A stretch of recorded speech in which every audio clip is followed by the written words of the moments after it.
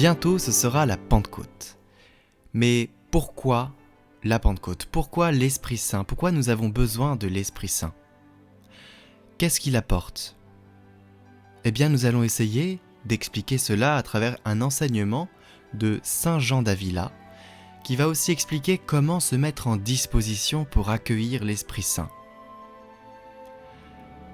Nous pouvons commencer cet enseignement par une petite prière pour que les écailles de nos yeux tombent et que nous puissions entendre cet enseignement avec un cœur libre. Nous chantons donc une petite invocation à l'Esprit Saint avant d'écouter cet enseignement.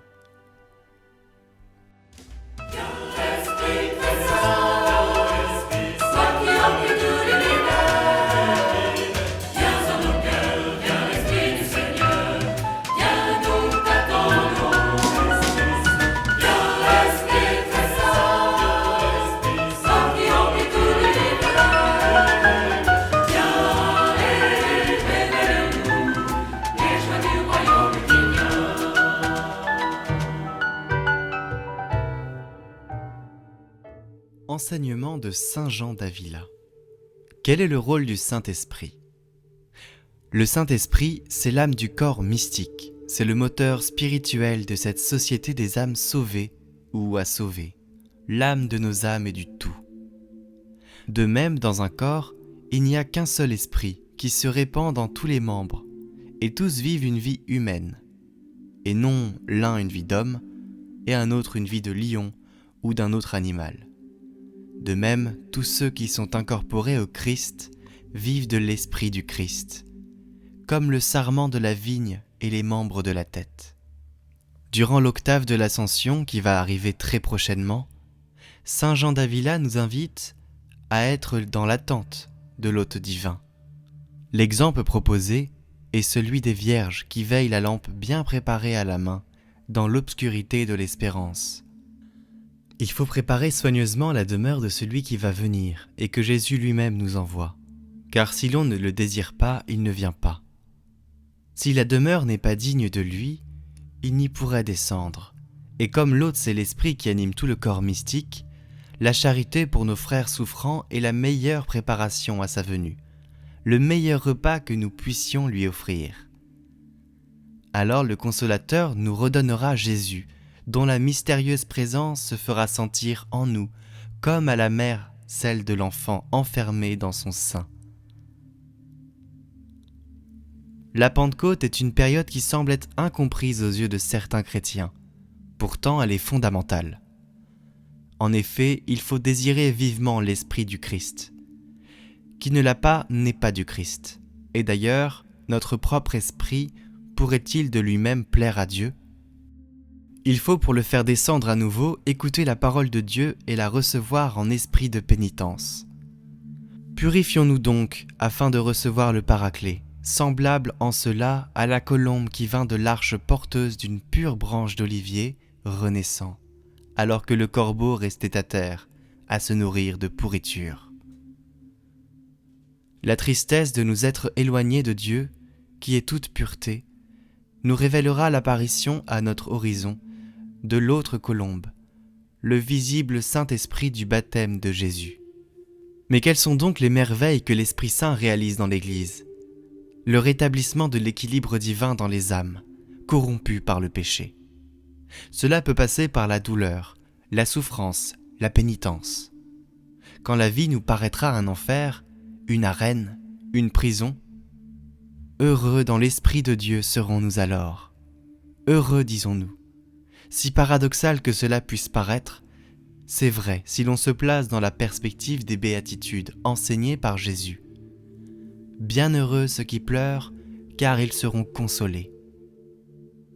Et nous suggère Saint Jean d'Avila, est-il jamais venu vers toi semblable consolation? L'habitation de la Trinité Sainte en nous, par les soins du Saint-Esprit, vaut toutes les consolations humaines.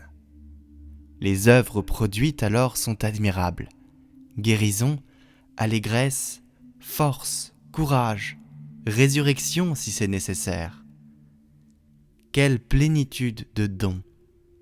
C'est donc un appel à l'Esprit Saint qu'il faut demander au nom de Jésus-Christ, sans crainte de l'importuner, et conservée avec toute la prudence de la mère qui attend un enfant. À la Pentecôte, Dieu sauve le monde par l'Esprit Saint, après l'avoir racheté par son Fils. L'Esprit est Dieu et nous divinise. Le mariage mystique ainsi réalisé entre Dieu et nous est décrit avec une verve où s'unissent réalisme et poésie. Et dans un éclair de lumière et de feu, attribut de l'Esprit Saint, l'orateur nous conduit du pardon à la confiance la plus absolue. Non seulement nous sommes rachetés et sauvés par l'Esprit Saint, mais que nous sommes même passés maîtres en vie chrétienne, comme est devenu maître le jeune médecin auquel on dit « Tu en sais assez, va guérir ». Nous entendons nous aussi le grand appel de l'aventure spirituelle. Autrefois, avant le Christ, le Saint-Esprit œuvrait peu dans le monde. Mais aujourd'hui, ses œuvres sont visibles partout, et nous voilà invités à partir nous-mêmes sur la route des grandes réalisations. Non pas seuls, pourtant, comme des gens qui voudraient, par leur propre force, acquérir une haute perfection, se créer une grande légende, rêve d'orgueil improductif. Mais c'est avec le guide qui nous est donné que tout devient possible à notre chair régénérée.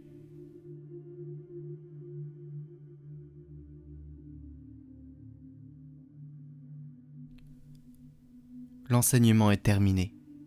Prions pour recevoir l'Esprit Saint, pour que notre entourage reçoive l'Esprit Saint, pour que le monde reçoive l'Esprit Saint. Notre Père, qui êtes aux cieux, que votre nom soit sanctifié, que votre règne vienne, que votre volonté soit faite sur la terre comme au ciel. Donnez-nous aujourd'hui notre pain de ce jour. Pardonnez-nous nos offenses, comme nous pardonnons aussi à ceux qui nous ont offensés. Et ne nous laissez pas entrer en tentation, mais délivrez-nous du mal. Amen. Je vous salue Marie, pleine de grâce, le Seigneur est avec vous. Vous êtes bénie entre toutes les femmes, et Jésus, le fruit de vos entrailles, est béni. Sainte Marie, Mère de Dieu, priez pour nous, pauvres pécheurs, maintenant et à l'heure de notre mort. Amen. Gloire au Père et au Fils et au Saint-Esprit, comme il était au commencement, maintenant et pour les siècles des siècles. Amen.